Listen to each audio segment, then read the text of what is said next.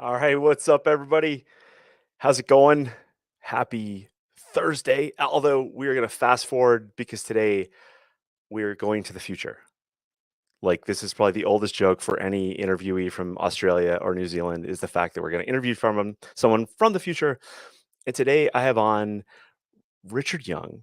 And before I bring him on, I hope he knows that I'm not the Jonathan Edwards Olympian from the UK who's the triple jumper, which I always have to apologize for in my Olympic community. So my neck is too big to be a triple jumper. But for those of you guys that don't know, Jonathan Edwards from the UK set the triple jump world championship record.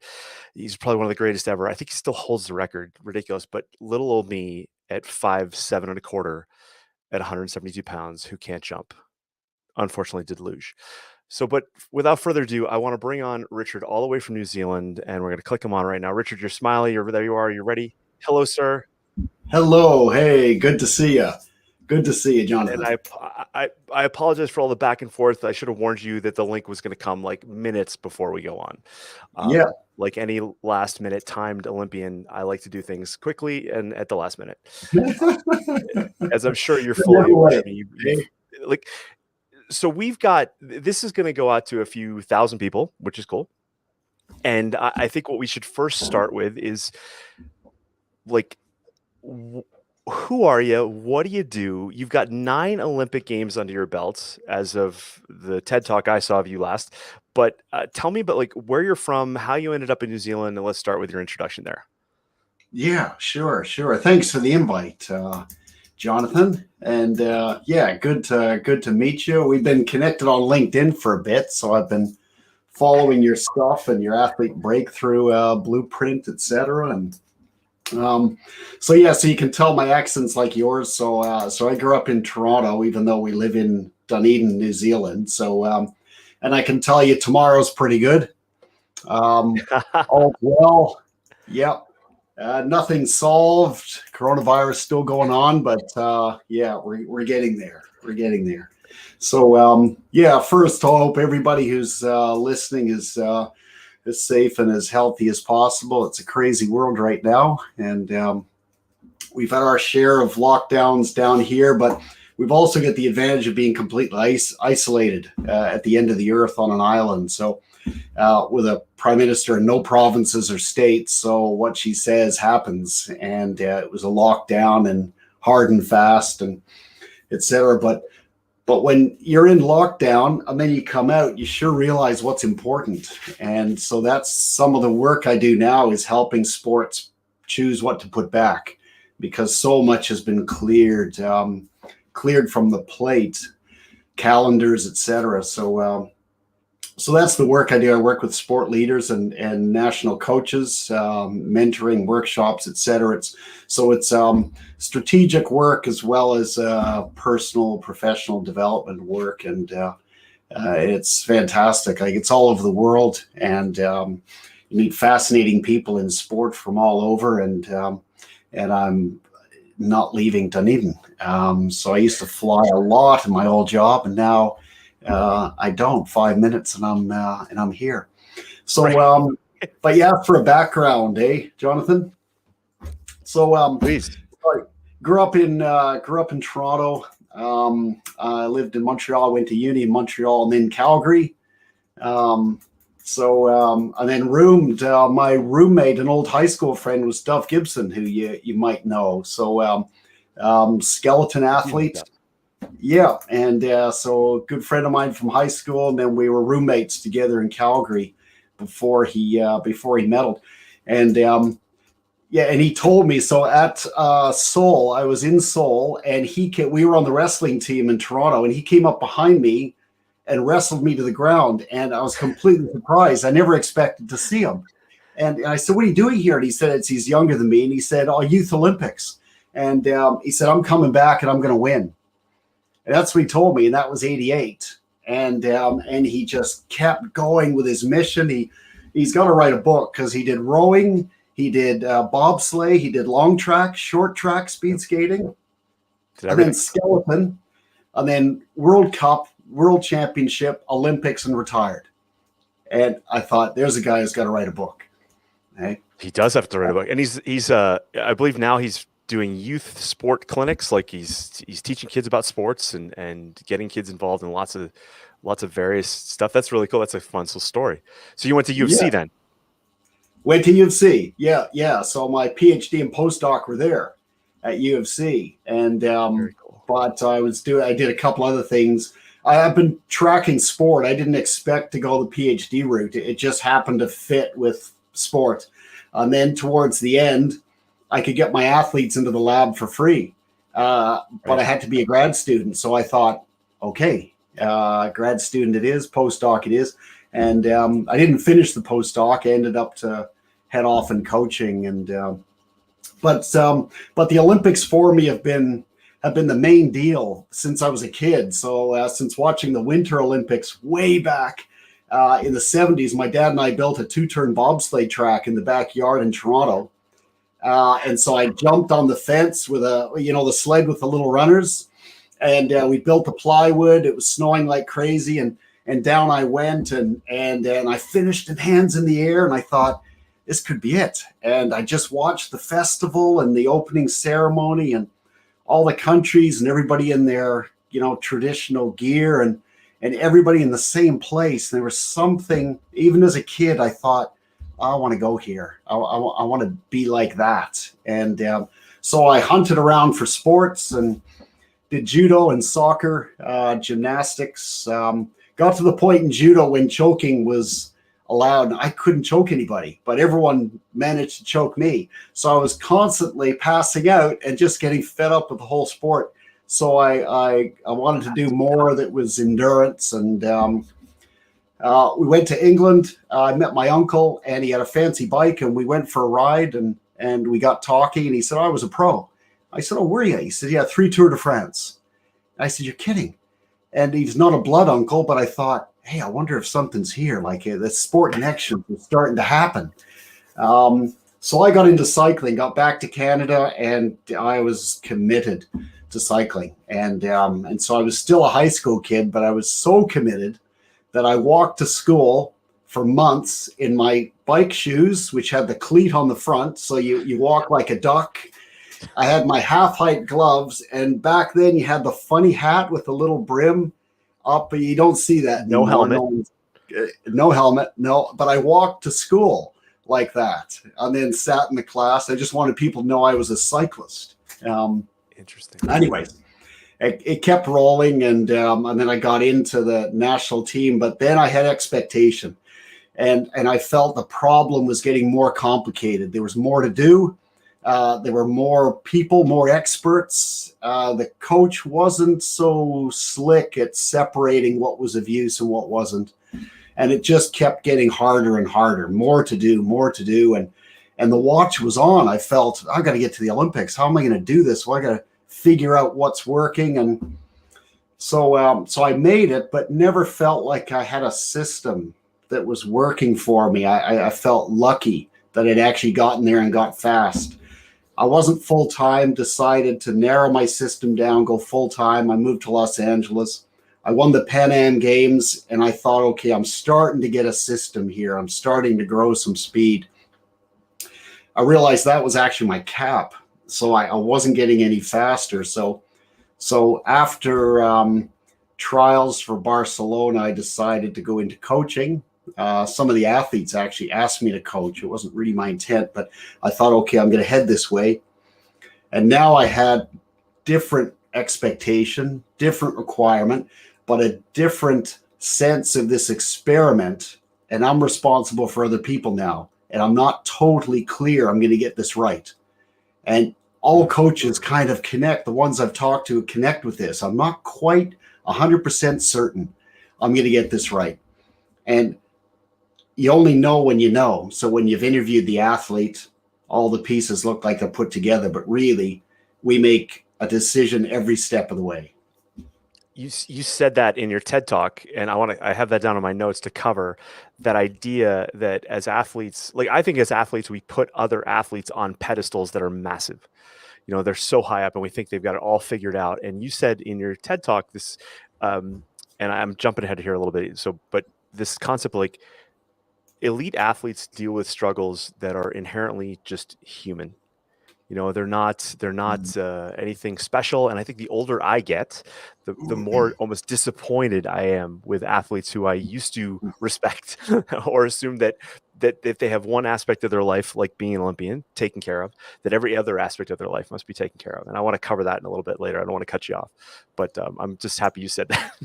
Sure. Yeah. Yeah. So we'll definitely cover that because you're absolutely right, and you'll know from your own experience there are no superheroes winning medals out there. There are people solving real life problems, and that's what we need to learn from. That's what athletes can learn from. It isn't this utopian model, is it, at the top? So and so I kind of had that experience that, wow, this is a lot of life stuff that we're trying to figure out in a performance context. And it seemed like there was more to fix. Even the athletes that were coming to me felt they had things that weren't quite right and they needed to fix stuff before they get going. It's like the old story, Two Doors to Heaven. Someone dies in an accident and up they go. And there's two doors and there's millions of people in front of one door with a little sign on it. And there's nobody in front of the other door with a little sign on it. And he walks up to the door with a sign and nobody, and it says heaven. And he thinks, wow, what's the other? And he heads over to the other one, millions in front. It says lecture on heaven. And so there's a sense that we're, not ready till we think we're ready, and we won't step in. But the highest performers, they step in with all they've got. They step in. And I started to notice that actually these are real people figuring stuff out and high performing with it. So they weren't in fixed mode, they were in creation mode. And so I started to surround myself with people who had figured out, like high expert people had figured out their niche and then how to combine the niche. And then I started with the British team interviewing coaches, creating a coach development program, and all the best ones knew exactly what was missing, and it wasn't lots of stuff. And the ones that weren't quite there, hadn't meddled enough, said, can you get me to this workout? I need this workshop. I need this conference. This expert sounds really good. Can you get him to? And it was constant adding and layering. And that's what I found with the rest of the work I did. The British team, it was setting up the innovation program for them. So you'd arrive with, carbon and cryogenics, but the athletes weren't quite fit. The coaches didn't know really how to plan, but they're trying to get this gear in. And so that's what I turned out to focus on for the next 15 years was the inquiry model in sport, to trim down the question to the right stuff and help people figure out the system they're in. And then the solutions appear. One of the things that I find fascinating is that we look to athletes for these incredible examples of high performance, right? And yet many of those athletes are incredibly young at the time.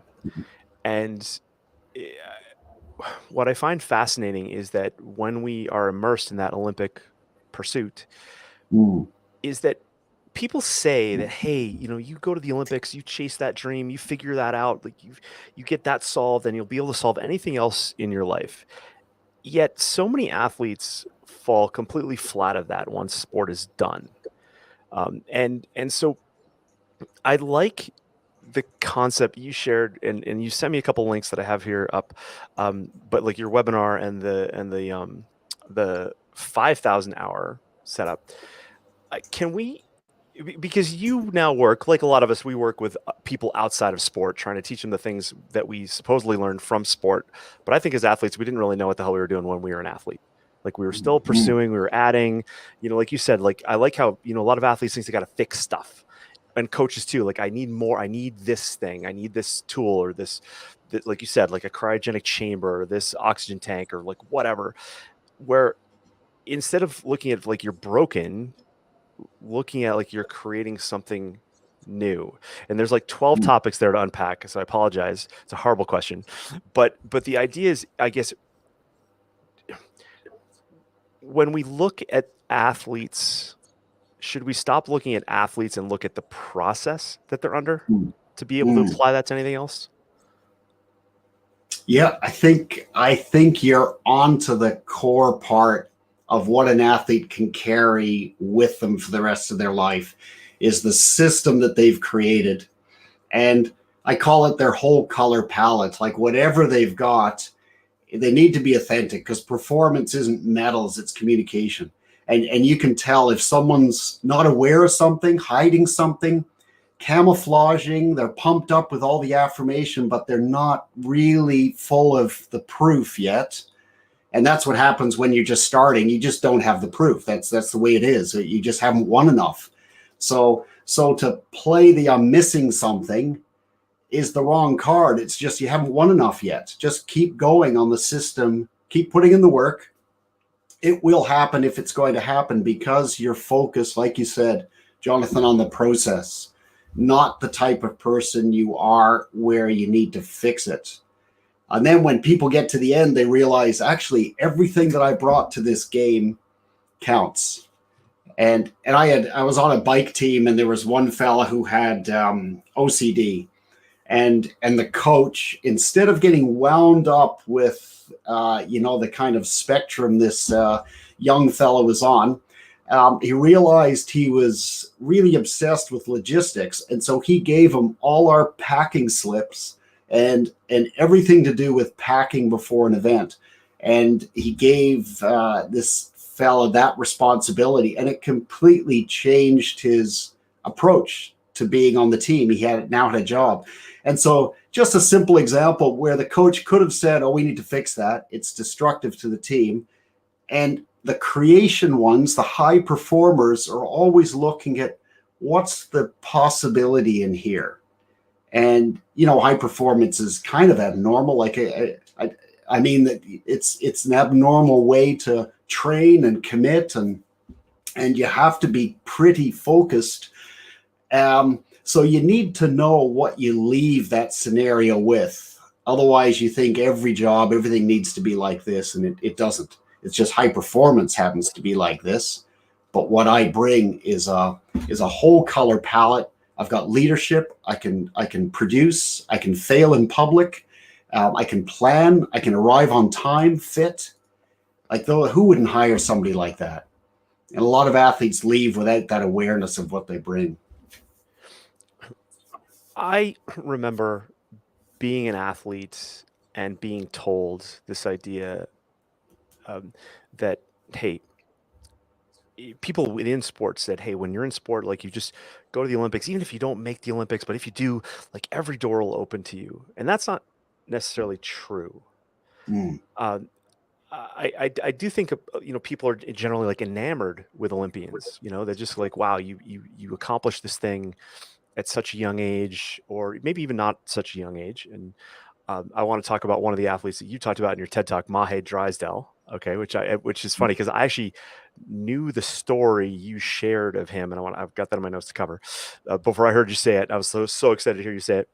But I want to let's just touch real quick. We have a lot of parents who are going to listen to this who have young athletes, Mm. and I find that there's either parents who are all in, like, yeah, let's do this, or there's parents who are like, the odds of this thing working out, and people are quick to share stats, especially up here in Canada. There's the hockey stat, and there's the, there's like 1% of people, or there's that kid in Vancouver whose dad was a doctor who kept every receipt he ever spent when this kid played hockey and said, I spent like $500,000 for my kid to make it to the pros. People are so quick to share those negative, the low percentages. What do you say to a young family who's got an athlete? And I say that athlete's been like gifted with a dream, right? Like, the parents might not have that dream, but all of a sudden your kid wakes up one day and says, I want to go to the Olympics. And they're 7. What do you tell to that parent? That they've got a high performer in front of them already.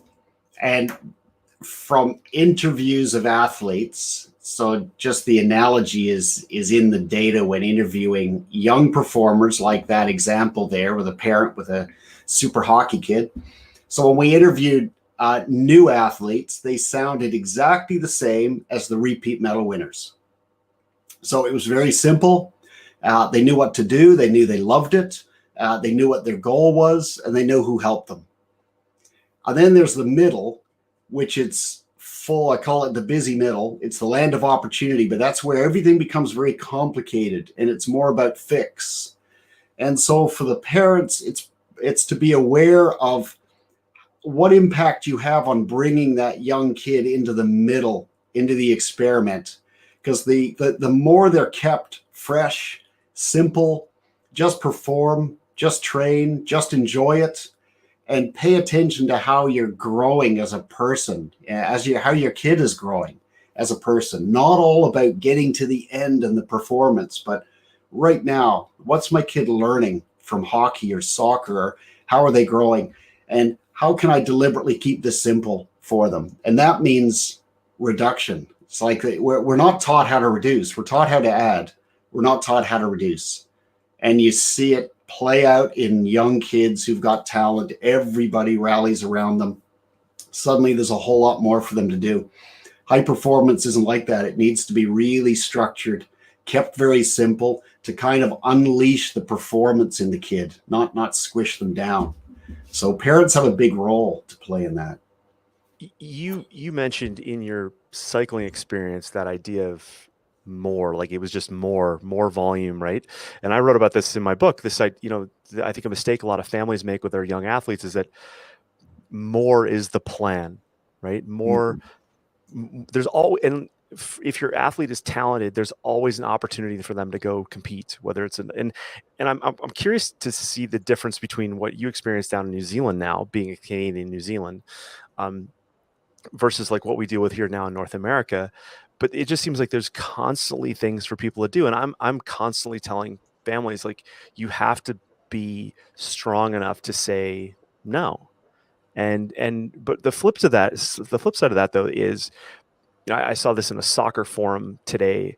Parents posted the schedule of I think their son was 12, and the volume, like they had soccer practice or a game, I think it was 25 out of 30 days.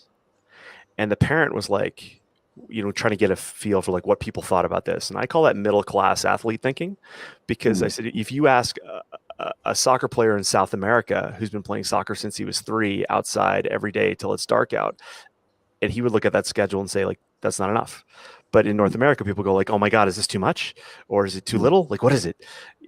How do we help families decide, like, because I say all the time, kids don't get tired if they're happy. Like if you look at your athlete and they're, no matter what their age, and they're happy and they're eating okay, they probably can have more volume.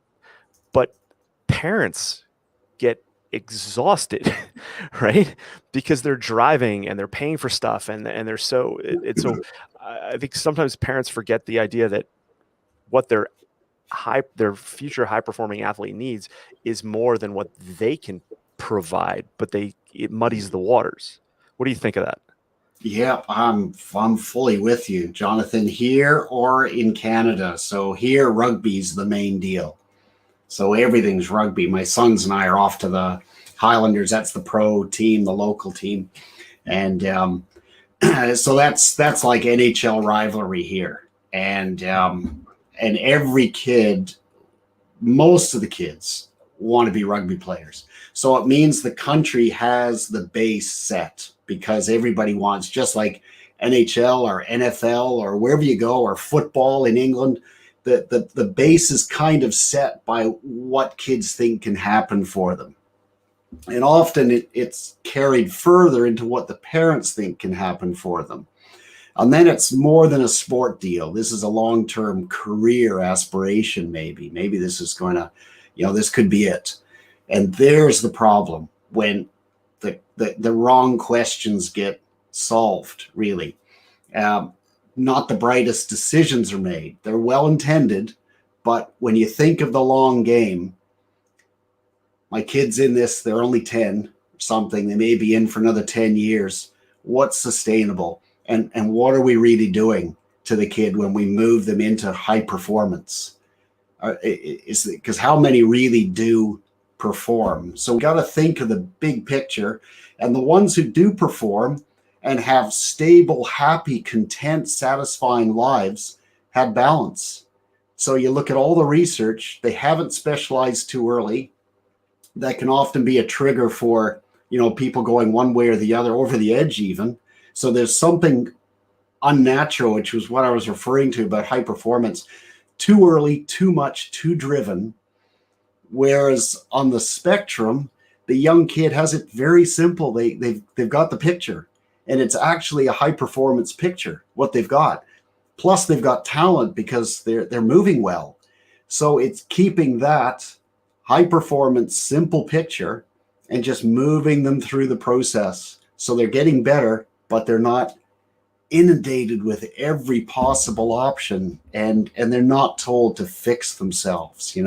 The best, like we both know, perform with everything they've got, the full color palette. Then you've got an authentic performance. And we tend to train people into a kind of a cookie cutter sense of who they need to be before they can perform, the lecture on heaven. When you talk about that picture that the athlete has, can you describe that a little bit? The picture that the young athlete has? Yeah, like I think you're referring to, like I always talk about, a parent may not have the same vision of their athlete that the athlete has in their own head, right? Like, so I worked a number of years ago with a lacrosse player who was recruited to a Division I school in the States from Canada, from Calgary, went to University of North Carolina. And I remember meeting, like I worked with the dad a lot, and the dad was in human resources, like nice guy. Wife was too, but the wife was like incredulous that her son could actually play Division I lacrosse because, in her words, his room was still a mess. And so I try to tell them, like, what your athlete sees in their head, that vision they see of who they can be and how they can perform, is different than what you see as the parent. Is that what you're referring to? And where they see them going, not only how they are now and what it takes to win, because it brings us back to how we started. That like you in luge, me in cycling, we were never sure how it was going to work out. And so really the parents aren't sure how it's going to work out. So with all their good intention, like a friend of mine is a strength and conditioning coach for one of the NFL teams, he said, and NHL teams. And he said he gets called all the time by parents hoping to get their kid to into one of the practices with him, even for some one-on-one mentoring. And he said they're as young as 6, and parents are calling for extra training, power training, on ice training, and things. And there's a balance to having a kid and aiming for high performance. So, and the two need to be, it's like performance and wellness. It's not or.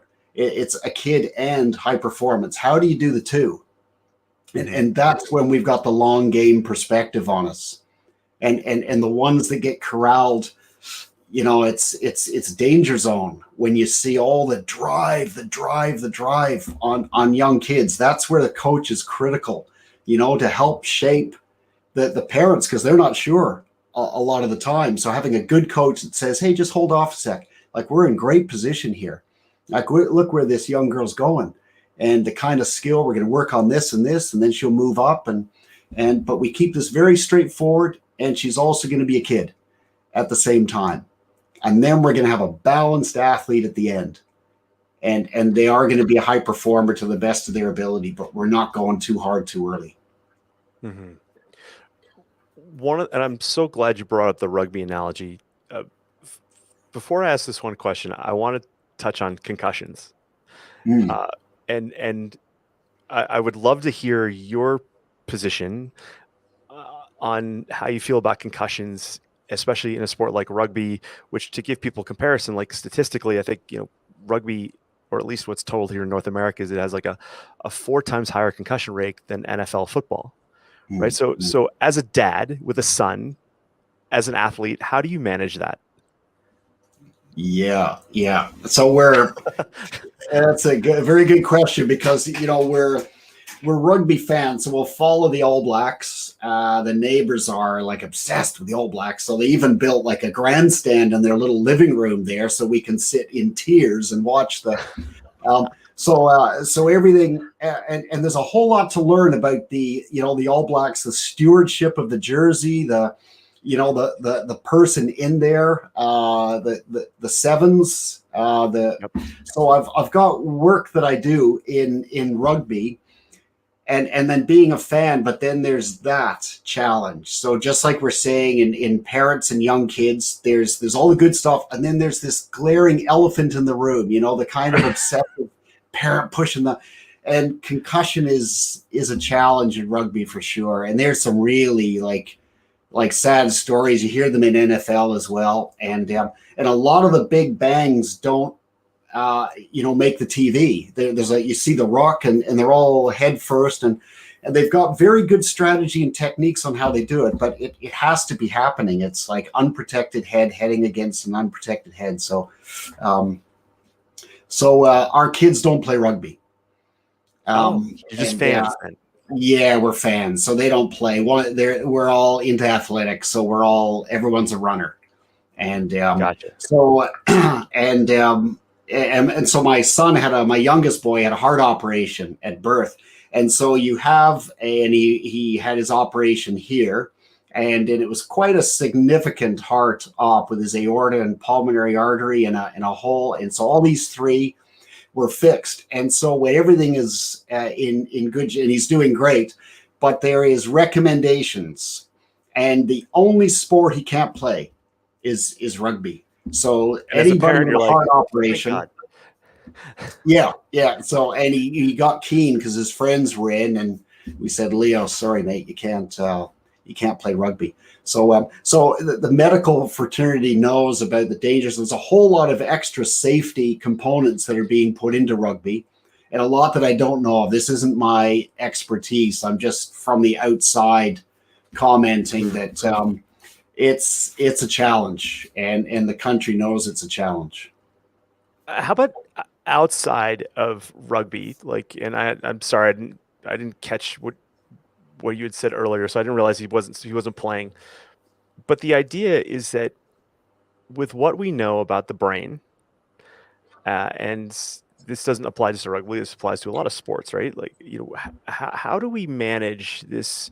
And I guess in your professional opinion, athletes can do some pretty crazy stuff, and we love that, right? Like we're drawn to athletics, but or sorry, not athletics as in like track and field, but just sport in general. Like when we see, you know, skiers hucking themselves off the side of cliffs, and whether it's hockey or whatever. And so how do we've learned a lot about the brain and the body, and our ability to live a long, healthy life.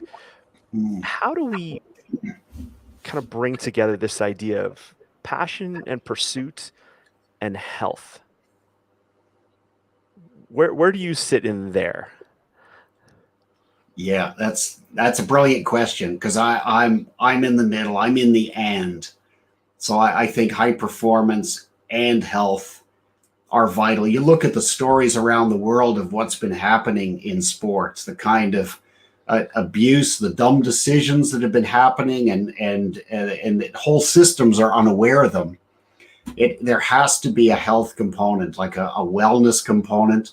So athletes have to be safe, and now this is the system looking at the long game. That's what's happening.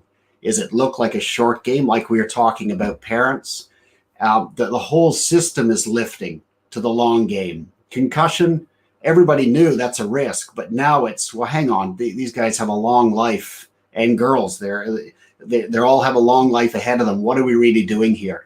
And so the perspective only in the past 10 years.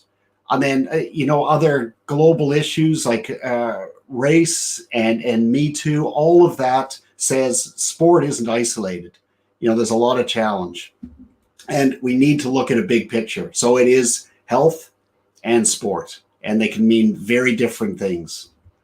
Yeah, and I wrote an article called like when values and performance collide, right? And so, on a personal level, every parent has their set of values, and they're seeing an athlete coming up with maybe their same values, maybe not the same. And you may not know what your values are until as until you go further down the path to high performance sport, right? And so examples obviously like are performance enhancing drugs, like that's one of the biggest ones. Like I was lucky in a sport like luge, like we never even had the conversation of performance enhancing drugs. It wasn't an issue. When I tried Mm, some bobsled, it got pretty obvious like that there's an issue there. And I loved mm, it was Jamie Soleil, right, the figure skater back in Salt Lake, when they mm, got tied up in that French judge point scandal thing. She said, like in power sports you have drugs, in judge sports you have corruption, right? mm, But as I'll be honest, I struggle with this now. I When I have an athlete come to me or a family come to me and they say like, "Hey, my son or daughter wants to be X," I'm like, "Great." Maybe they need to move cross country to get better training.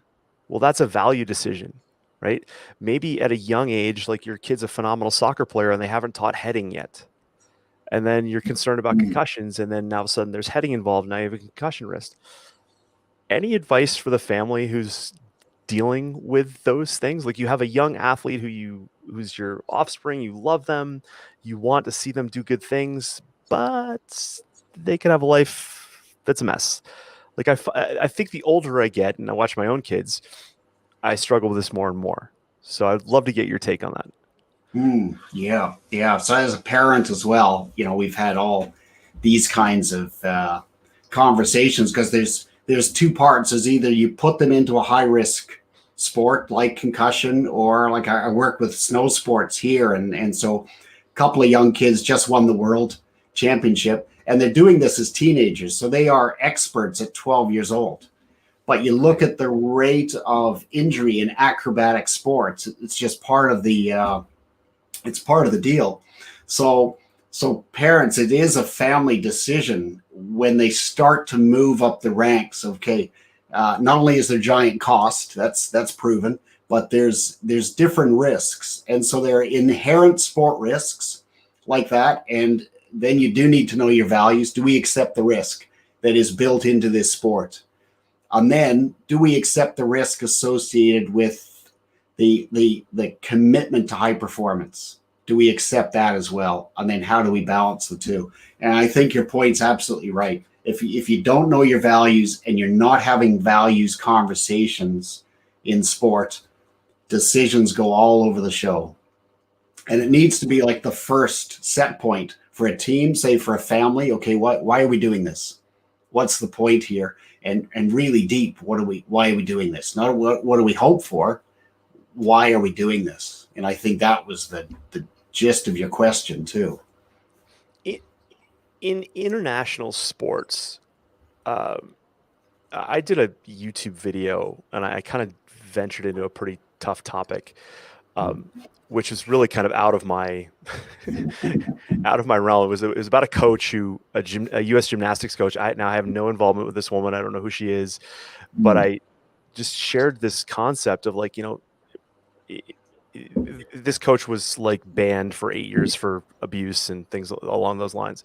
But the point I was trying to make though was this idea that y- the line from now excluding sexual abuse, physical abuse like beating a kid in the head, that's I'm not talking about that.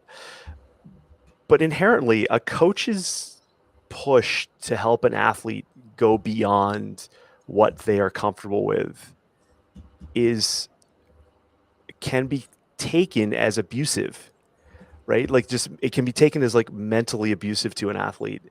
Um, and was trying to make this argument that if things are going well for that athlete, if they're winning, if they're producing and they're doing really well, it's okay. But if that athlete then has a shift where it's not really going well, then that guidance or that direction can be considered abusive.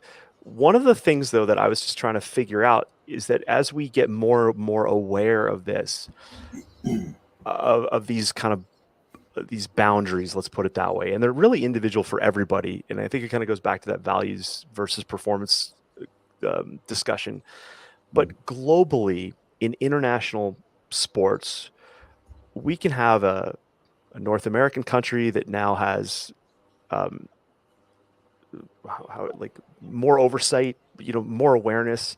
But then we have other countries where they don't believe in that at all, right? And you can have tougher coaches, and you can have, um, I mean, you and I are both old enough to remember like athletes that came out of East Germany, and even today people would argue maybe like China and some Eastern Bloc countries. Like the drive there, the pressure is so high. If we take that away, but it's uneven, does an athlete suffer from not having that pressure, that um, what other words I'm looking for here? That I guess that pressure from the coach to achieve, right? Mm. I got a little lost there towards the end, but I think you know where I'm going with that, because I think globally, I mean, I see people have talked about this like in gymnastics, or like the U.S. is never going to win another Olympic medal ever, which I think is kind of an interesting discussion. But what do you feel about that in terms of like globally, as you go up the ranks? Like you may feel like, hey, I want to perform in this sport, but there's an athlete over here who's willing to risk more, and then Mm. therefore this athlete is now can't can't medal, can't win because of that decision. How do we manage that? That's a good point, because that's like a deep philosophy in high performance, that there is safety, there's dignity, and there's respect. There has to be, it's some fundamental sport values like Olympic ideals, Yes. fair play, and because it's so there's a lot of politics, and the old East Bloc, as you mentioned there, that was propaganda, like we can win and show the rest of the place that we're better. There's a whole lot, and then you look at the investment, like the Olympic teams I've worked with, the government's always paying attention to the number of medals, and so you Right. compound that, and you look at all the other countries in the same place counting their medals, and they've got ways of working with people that say other more fair, say like political climates and things won't permit and won't allow. But I think it's a big game picture, like which game do we want to play? And and there's wins and losses everywhere you look, and some of them are long losses, like you don't spot the loss until time is ticked. Right. And so I think it's up to us, everybody in high performance, to have, especially those with some experience, to have a long lens, and the athletes are very short lens. So they'll be looking at, yeah, well, they're working harder, and look how that coach is. And the parent might say, well, look at how they're swearing, they're mean, but look at the drive. But just step out and have a big picture, and the Olympic ideals and the Olympic values, and then family values. And would you parent like that? Yeah. No. Yeah. So Yeah. when would I ever put my kids into some place like that? Never. And so it's kind of up to us to call those out as well. This isn't win at all cost. We've come a long way, and we need to change. And high performance can be a leader on how to do it fairly. And it's a long way to go, but it can be a leader on how to do it fairly. And it starts with every decision a parent makes, a coach makes.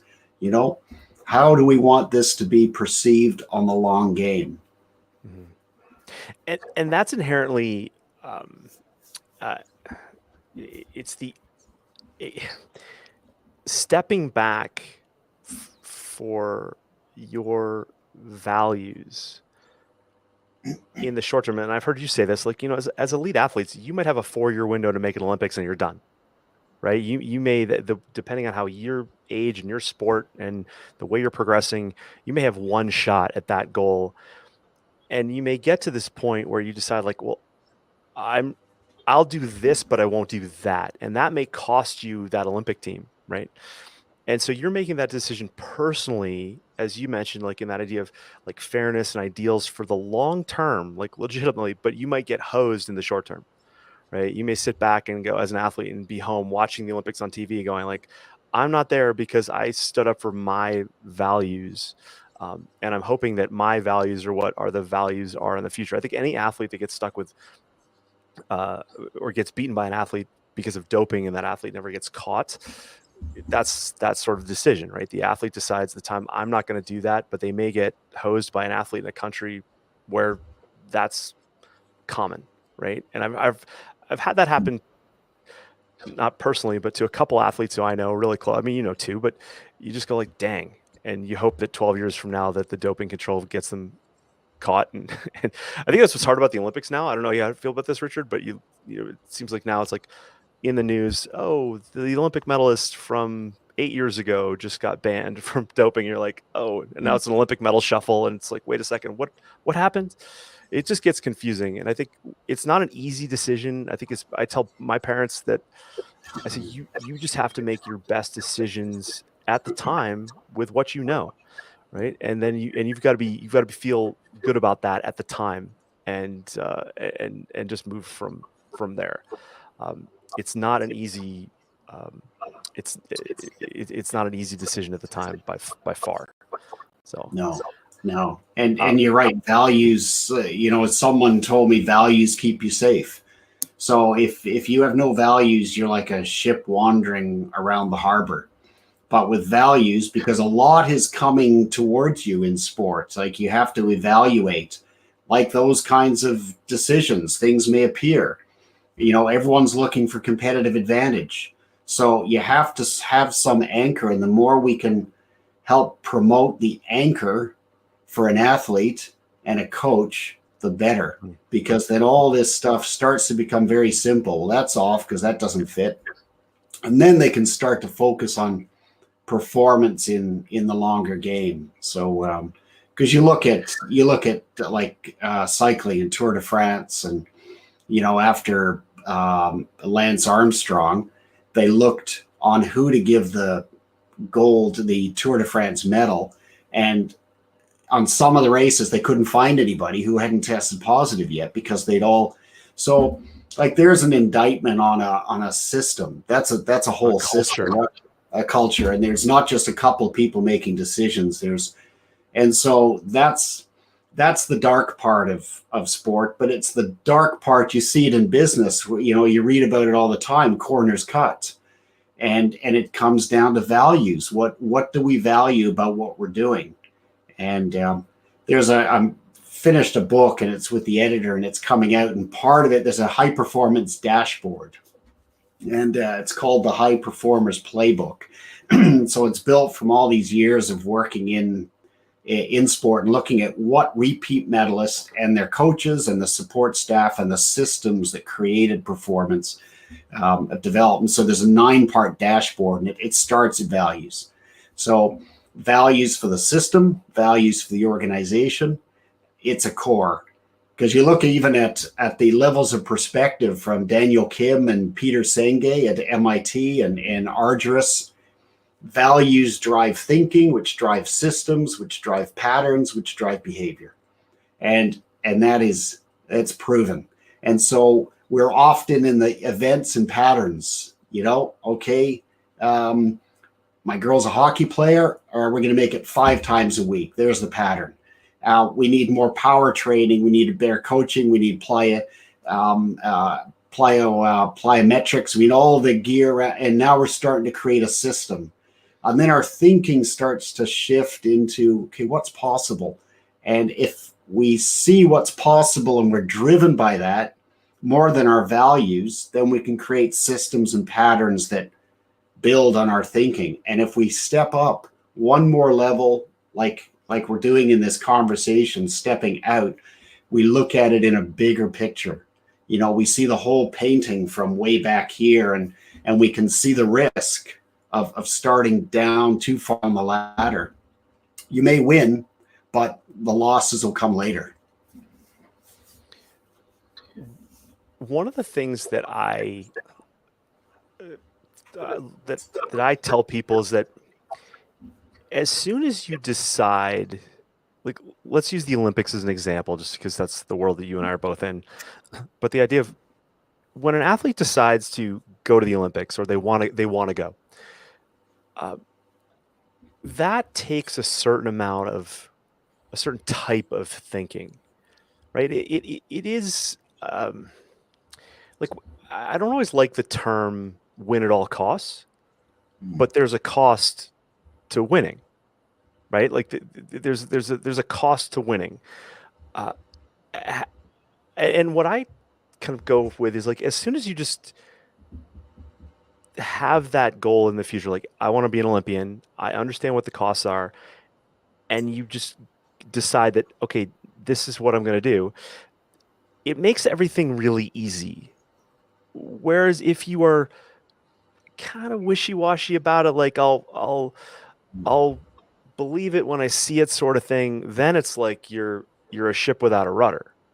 How do you in the work that you've done, and I gotta the first 2 minutes of your TED talk, I wrote this down because I just love this. You said, my job is to lead the collection and analysis of the story of how New Zealand's best athletes, coaches, managers, doctors, and physios prepare for big events.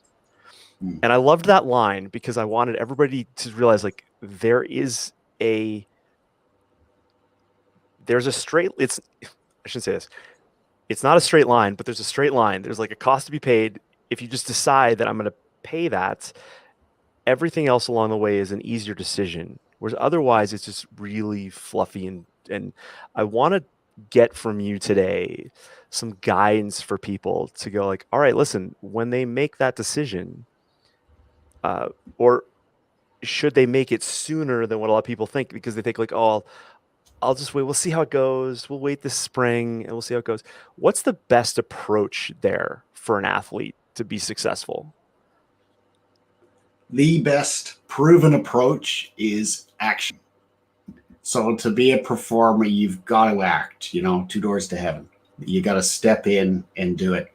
Then there's the next question of what are you going to do? And so if you're committed, the games is it. Like when I'm standing on the top of the fence, I realize the games is it for me. And it turned out to be a very long experiment, but the thinking never changed. The commitment never changed. And so for young people in that position, like if it's deep inside, then it's the next question, why?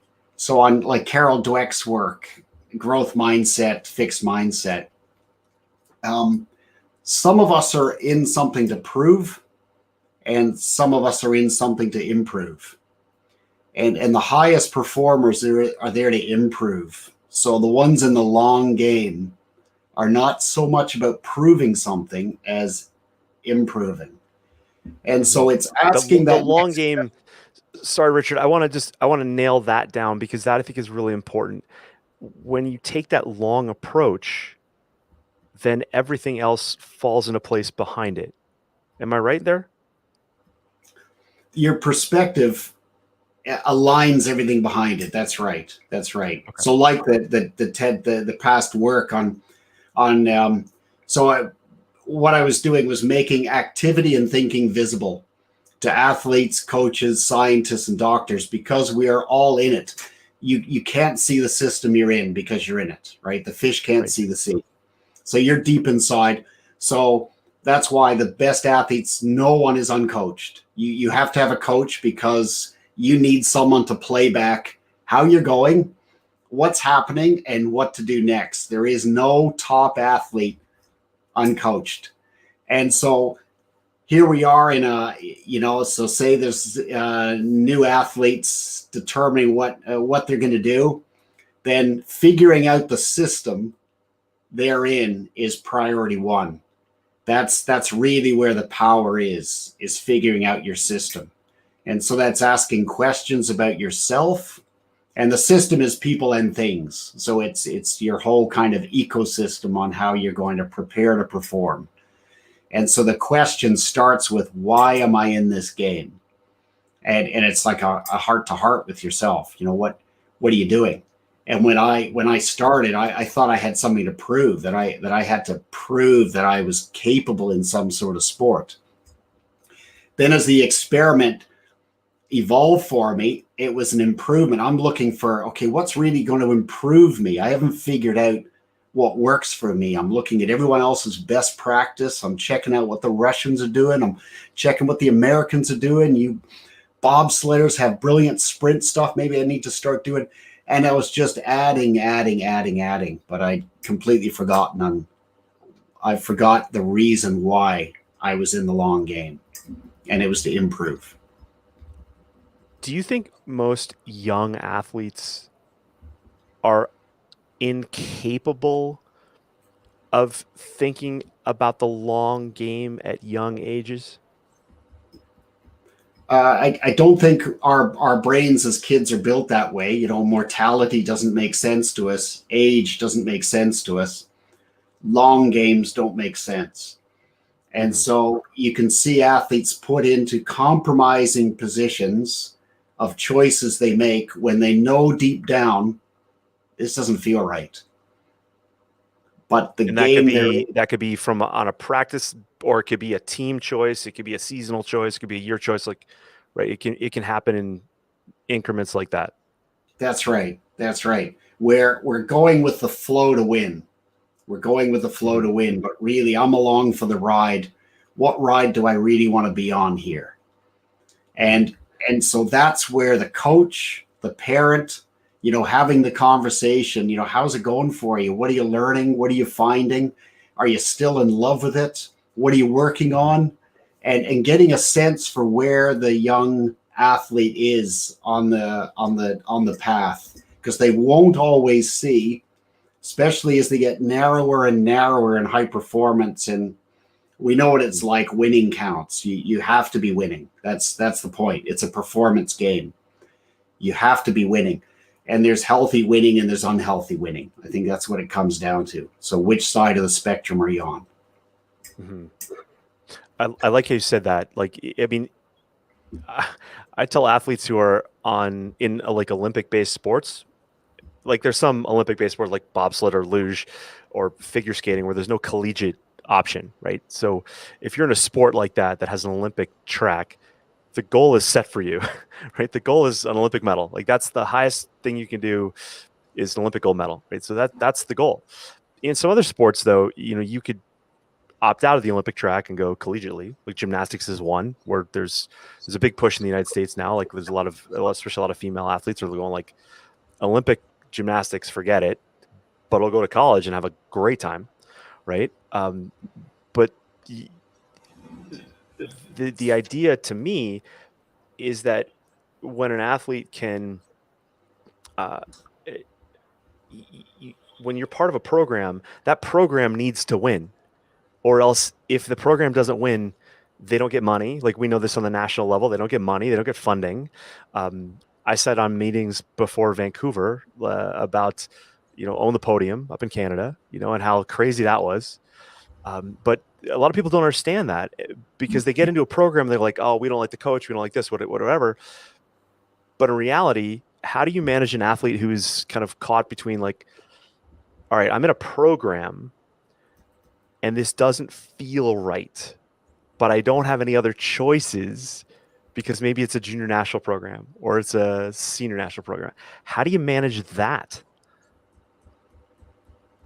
If there's nobody to talk to, then that young person is a bit stuck. Like if you have no one that you can open up to, I think that's what we're saying, Jonathan, because the winning matters. High performance is there's a medal, and we're not saying it's either or. It's an and. But on the big picture, how do we help athletes make better decisions? That's it. Because when they finish, there's potential leader, like creating athlete leaders is really they're the ones that win. So they're in control of their environment. They know who they are. Um, they're honest. They're insightful, and a lot of these fantastic characteristics have come through their work in sport. And then others, you can feel like the bottleneck they're in. This is just performance. That's all Hmm. it is. It's just performance.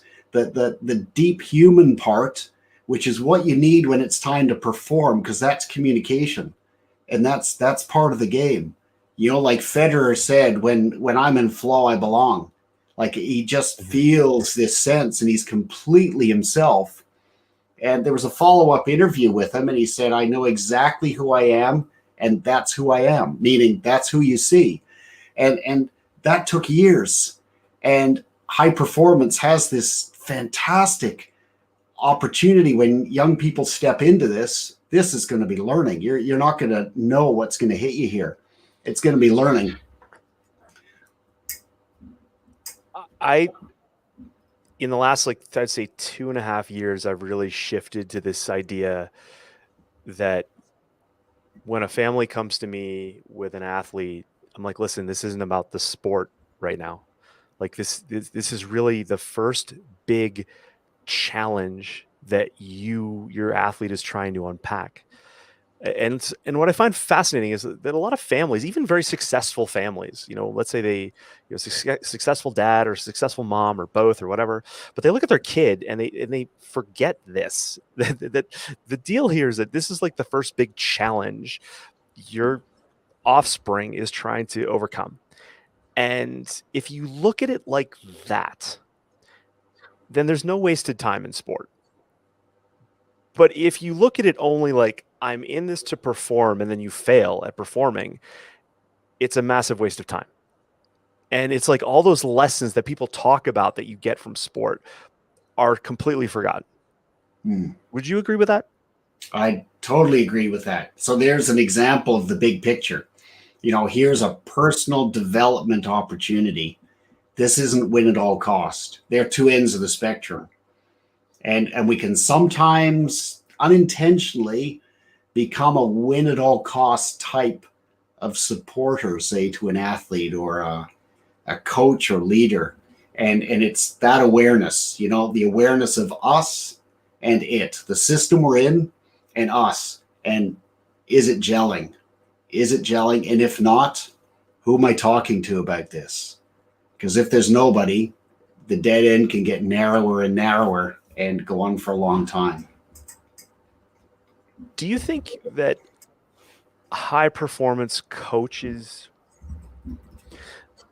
I know you'll agree with this, like there's some high performance coaches in sport who are big thinkers and they're uh, well read, and I think of like Phil Jackson and the Chicago Bulls. This very worldly, experienced sage who happened to coach basketball. But then there's a lot of coaches that like they stopped growing up when they were like 18, right? Depending on the sport, they're like really good at their sport. All they know is their sport. They stay in sport. They're good at their sport. They get extra education about their sport, but they're really like adult kids.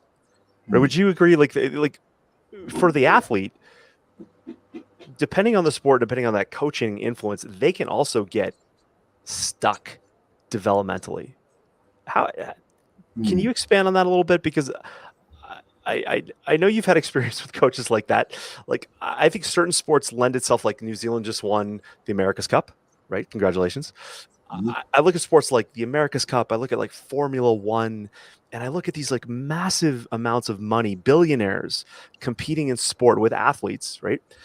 But the idea to me is like they are winning on all levels. Right. To me, I don't look at the athletes grinding away on a boat. I look at the guys like funding an entire project. To me, that's like a massive level of thinking that I think from the majority of athletes never even consider. Like I want athletes and I'd love for coaches to be Olympians and then go off and be Olympians in the rest of their life. But I think a lot of athletes get really stuck. And some of that comes from that coach influence because they in turn are stuck. How do you think about that? Yeah, yeah. I love what you said about an Olympian continues being an Olympian. And because if you're in the right system with the right thinking, your performance is going to catch up. So why not act like a gold medalist now? It's like asking yourself the question, okay, what would a gold medalist do today? Like a real leader gold medalist. What would they do today? And am I in alignment with that? And if I don't know the answer, of what they do today, then I know my first question to my coach or a supporter or my parent or something. But to start there and then let the performance catch up. And then you're also in a long game where this high performance prep is preparing you for the rest of life. Because you can ask that question every day. And I do. So like here, what would the highest performer do now?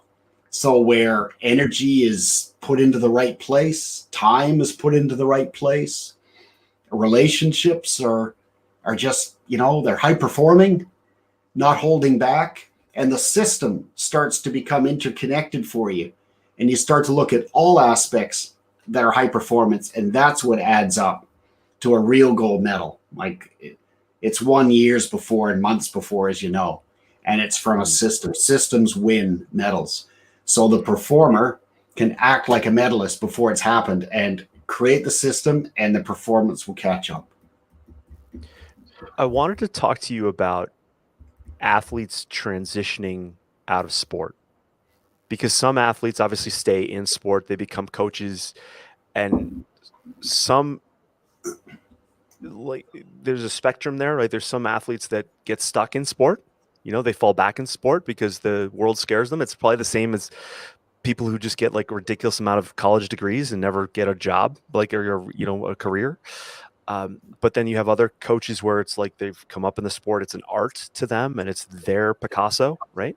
Which I always think is fascinating. But can we talk a little bit about athletes in that decision to transition out of sport? Because again, spectrum wise, you have athletes who transition, who have a successful athletic career and now they're off to life. And then you have athletes who give it all and never get that last, that high performance results. And they're like, now what do I do with my life?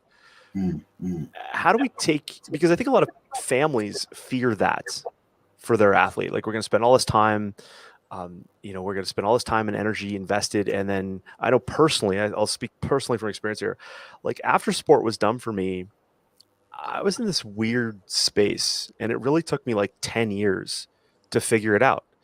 I didn't jump right back into school. I had an opportunity to, but I didn't. But how do we help athletes transition out of sport? And what experience have you had maybe down in New Zealand dealing with that? Yeah. So some of the work I've done most of the work is with sport leaders or sport experts or high performance coaches, but there are also others who are Olympic athletes who've moved into business. And so they make contact because they want to take a sport model into business. They find that the business has become more complicated than when things were performing in sport and things were a lot simpler for them. What's interesting is they're looking at the sports system that they want to carry in. That's what they recognize as having the highest value to them when they were in sport, was this system of support, the conversations they could have, the planning, the prep, the delivery, all of that. And then suddenly they were in business and they felt it was being done to them, and they needed some support. But what I noticed is the athletes who transition well, and so because I've interviewed a stack of athletes and a lot of them aren't in sport and some were followed up with, the ones who were clear on their purpose in sport and the system they were in managed to build the bridge out of sport. They weren't lost. It wasn't win at all cost, which is part of the conversation we've got. When you've got a bigger picture, you can see a bigger picture because you're going to be in that bigger picture as soon as your sport is finished. There's going to be a time where you have to retire, and there are very few industries where you retire twice in your life. So high performance as well, and so what do you do after retirement? What do you carry into the next? And so a lot of the work is carrying, and that's why making activity visible to athletes I felt was doubly important, because we could highlight the difference in the patterns and the behaviors of medalists and non-medalists and just point some aspects out that they didn't know they had, that is absolutely marketable for when they leave. They aren't lost just because they're not in a boat anymore. It's they apply all of this system structure and their way of operating in accounting now, or in art, or and so that transition, knowing what you bring into sport and carrying that out. And I think that's really the system, the coach's responsibility, is that we're building athlete leaders for the future, not just for performance now. And the double gain is that we get a better performance from every athlete who sees a bigger picture. That was my question, because I think where my experience with coaches has been, they're very narrow-minded, right? The thinking is very compartmentalized, and there's a fear that, oh, if you think about what you're going to do after sport, like, you're taking energy away from what you're doing now. And what I think I heard you just say is that that's not the case. Yeah, that's right. And my experience is that the coach is the system thinker. So the best coaches can see the general picture and the interconnections. So they can see life after sport. Hmm. And so coaches who manage that aspect as well as the support team, that's the fantastic bridge in high performance, is that type of coach. I think to I wish that, it's funny because in retrospect, hindsight's 2020, right? But I wish that I had been made aware that when I left sport, and I think a lot of athletes struggle with this, that they've spent a significant amount of their time told where to go, what to do, how to do it, and then that structure's blown up. Uh, I think the more tragic stories we hear about athletes is when they're really lost because they've had all this structure in their life and then it's gone. And the Mm, idea is, and then they fall into, like, I believe, like, a lot of athletes. Now, I'm not trained at the level you are, so you can tell me if I'm wrong.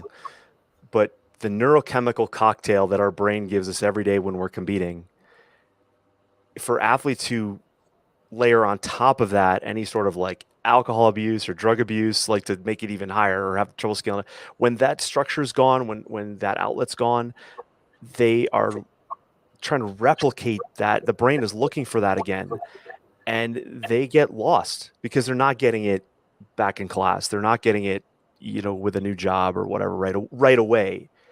But understanding what's happening can help an athlete, like, kind of transition through that. And I really, like, I didn't have any coaches in my life that was going to help me be aware of that I really wish I had. But can you talk a little bit about that? Because one athlete I really wanted to talk about was Mahe Drysdale, mm, and it's funny. Like, I know him only from a story. You shared a story. Like, for all intents and purposes, looking at him now post Olympics looks like an example of an athlete who has transitioned out of sports successfully. Can we use him as a little bit of an example, to kind of wrap this all together? Because I think I did want to touch on this idea of athletes transitioning out of sports, and you got to share the story that when he got sick at the Olympics, because I think mm. everybody needs to hear that one. So I've Yeah. just thrown a ton at you. I apologize, Richard, but I did want to kind of wrap him into this conversation if we could. Yeah, great. Now that's a good shot there as well. So he's quite a legend in New Zealand, and in single scull, and so multiple Olympic medalist, world record holder. And so he was ill in Beijing, and he ended up finishing third, even though he was expected to win. And so there was an interview afterwards, and the interviewer said, "Well, I guess you're going to try to be healthy for the next Olympics." And he said, "No, I'm going to train harder so I can win when I'm sick." And so just a great example of what we said about fixing versus creating. And the highest performer is not fiddling with the chairs on efficiency and effectiveness, they're leverage. And so his leverage was, right, we did our best to be healthy this time. What would be leverage? Okay, what if I was fitter and I could win when I'm sick? So they can spot a different, bigger picture in performance. And so, yeah, I find that quote like a brilliant example of fixing versus creating. Do um with social media, with young athletes and with parents now, does I think the world in general is all about mostly about fixing, right? They're stuck on that fixing idea, and I find a lot of parents are stuck in that fixing idea too. They look at their athlete and they go like, "Oh, we got to fix them to be a medalist." Do you feel like the culture we're in today is not as conducive to maybe as it was pre-social media? You're exposed, that's for sure, and with athletes being very brand sensitive, you can get a lot of negative stuff that comes back in social media, which can really, play games with you. So, yeah, it brings us back to the values component. Who am I and why am I in this game is important. If I'm there to prove something, then all of that starts to really make sense to us, and then we seem to pay attention to it. Whereas if I'm personally improving, I've got the right people, we're doing the right things, and we're learning, then it makes less, it has less impact on me on what things around outside of my system are really saying about me. So it keeps us very contained, very stable. Underwhelming is what some of the repeat medalists talk about their routine and their environment. It's completely underwhelming. It doesn't make the news. It's so underwhelming. Hmm. Whereas others say, well, where's your innovation? And where's your change? You've been doing the same routine. Like, you couldn't find more clockwork than in rowing. Like, if socks are a different height, they're thinking something's up. And they've got a routine. And the best have identified a routine, and they have failed very quickly. So they don't add, they get rid of the stuff that isn't working very quickly. And the more athletes are taught to do that, it's like a Jenga game. When you build the tower up, it's a piece of cake, because all you're doing is adding, adding, adding. It doesn't matter if it's a little bit lopsided or not. But then it's time to pull the blocks off, and suddenly just look at the room on how they're looking at the Jenga tower, because now they're coming at it from different angles. They're looking over top. Is this balanced? Or when you remove, you start to see interconnection. You become a system thinker immediately as you try to remove. And it's a superpower for athletes and for parents to look at, okay, what's really not helping here? And if I don't know, how do I find out what's not helping? Because how about we do this kid a favor, or myself as an athlete, or my athlete if I'm a coach, a favor by strategically removing a few things that are having no performance impact, because there are some. We just don't ask the question. It's I feel like it's, especially in North America, I feel like it's just getting so muddy. I want to ask you one last question, and then I want you to tell the world like where people can find out more about you and all that stuff. I really appreciate all the time. We could Sure. go for another hour as always, but as I've been away from sport, I I hold entrepreneurs and business people at a higher level than I ever held athletes. And it took me like 49 years to figure that out. Yeah, entrepreneurs and business people, they look to athletes for the system thinking, like you said. But how do you feel now about what? Because I find sometimes like the lessons we learn from sport are wasted on the athletes, right? That saying like youth is wasted on the young. Like I think about that a lot. Uh, but talk a little bit about what you do. Talk about this bringing what we learn from sports, uh, and that we bring to business. Because again, like I said, like I'm more impressed by entrepreneurs. I'm more impressed by people who take take risks in like global markets and things like that than I ever was as an athlete. And I just would love to hear your take on that. Hmm. Yeah. Well, there's an example, because we are very um, inquisitive and kind of more curious about what's on the other side of the fence. So I was the same. So as I was growing up, I was interested in stuff that was not really what I was doing. And where I've come to learn, actually, the group I was with, there was massive learning in the group I was with. And so the athletes, the coaches, and so business looks to us and it looks to sport as they are more curious about us than about themselves. So we find, and with surgery, military, so we've connected to those groups, air traffic control, all of the ones with performance systems and structures we've followed, and it's them who are more interested in what we do. So that's where the bridge is built, and so the work I do is primarily in sport, but there are projects that I do because of the connection somebody in the business has with sport, where I do some work with them, and but I take a sport model and then I apply it into business. And it's a very simple, straightforward sport model, and it involves values and alignment, and then like a strategic simplification of what they do. And because they're the expert, we're not. So we can't go in, like you'd said about business, we can't go in advising. All we can do is replay how it works in sport. And then, like making activity visible to an expert, they say, "Oh, I didn't realize that was the pattern I was following. I know where that came from." And suddenly there's a solution that sticks.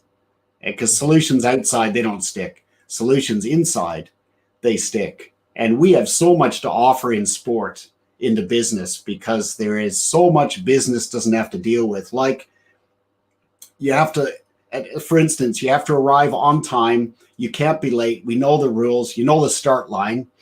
You likely know who's going to be there. Everybody's probably as fit as you. The whole country's watching. The governments are behind everybody who's in the other lanes beside you, and you may never be back here again. And so all of that, plus your biological clock is ticking. Business really wants to know how we do that.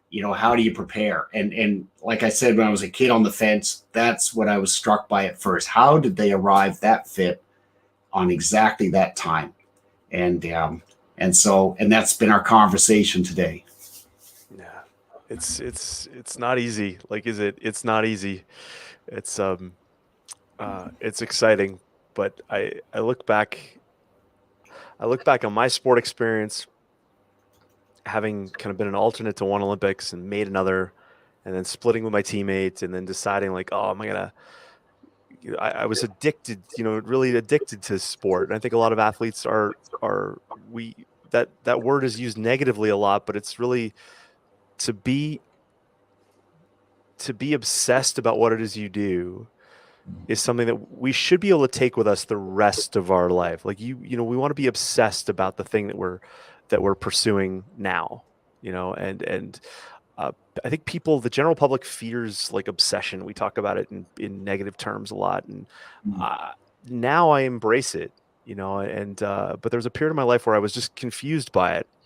And think maybe as I've talked today, I'm still confused by some of it, but I think for every athlete that I work with, and I know you feel this the same way, you want them to win, not just in this sport experience, but just in life, right? And I think it's a missed opportunity when an athlete goes through sport and has a negative experience and then feels like they're now like the victim of that sport, and they're somehow burdened by that experience, because I really don't think that should be the way. There's a lot of great things that come from sport, despite the value issues and despite those challenges. But life is just a series of challenges, and pursuit of sport, especially when we're younger in our life. I think if we start with this mindset that this is the probably one of the best challenges you can be immersed in. You've been gifted with this love, whether it was cycling for you eventually, right? Whether it was, any number of sports for me, and then landing on luge of all things. But the idea is that, we're gifted with this opportunity to learn, and we should be able to take that to the next thing and the next thing and the next thing, no matter what it is. And I'm sure you would agree with that. Yeah, absolutely. So simplify2perform.com is your website. The download, okay, I just wanted to that you sent me. So it's here, and I put the link in the comments here. So 5,000 hour guide. What other freebies do you have on here? You also have the there's another paper on there on inside the box thinking, which is the questions that we'd asked over many years to improve performance reviews. So that's on there. That's a freebie as well. There's a free webinar that is on every month, the last week of the month, and the registration's on there. And then there's performance insight blogs that come out a couple of times a week, and a book coming out in May, and that's on there as well. What's the book title? A High Performers Playbook, and so the system that exceptional performers use to win. And that's on there. And then the rest of the programs that I run are workshop-based, masterclass-based mentorship work, and then there's advisory work as well. And so it's a full palette. Fantastic, full palette. It's You're a PhD, though. You should be able to handle that. I should. That's awesome. When do you ever come back to Canada? Do you? Or are you just New Zealand? We had a year there. We got back just before lockdown. We went for a sabbatical, we called it, and lived in Niagara area. My sister's in Toronto. My wife is Scottish, but her sister's in Minneapolis, and we have friends in New York and Ottawa and Montreal. So we had a year, put the kids in school. I've got 4 kids, so 2 are in high school and 2 are in primary school back in Canada. And then we got back just like a week before New Zealand locked down. Wow. Yeah, just in time. I can't imagine. I follow these families that sail around the world with their families, like on catamarans, and they're all in New Zealand. They're all trying to get to New Zealand. So yeah, and I was glued to the TV for the America's Cup. That was also really fun. So yeah. No, Richard, thank you so much.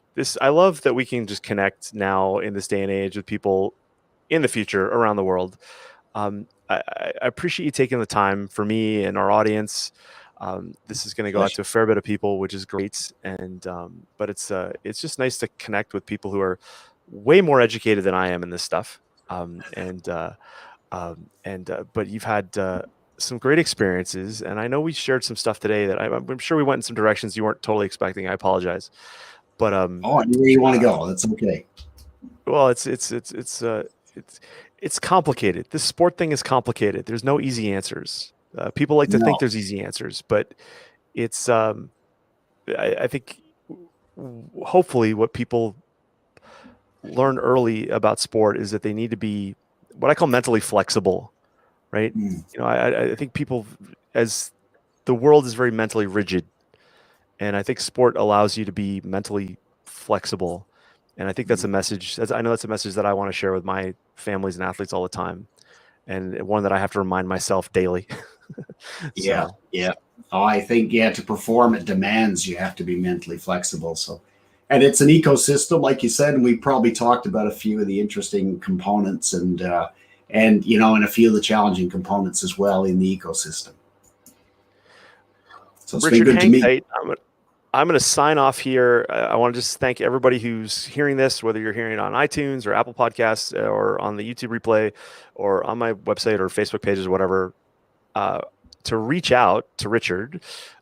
You've got your info at simplify perform.com. Okay.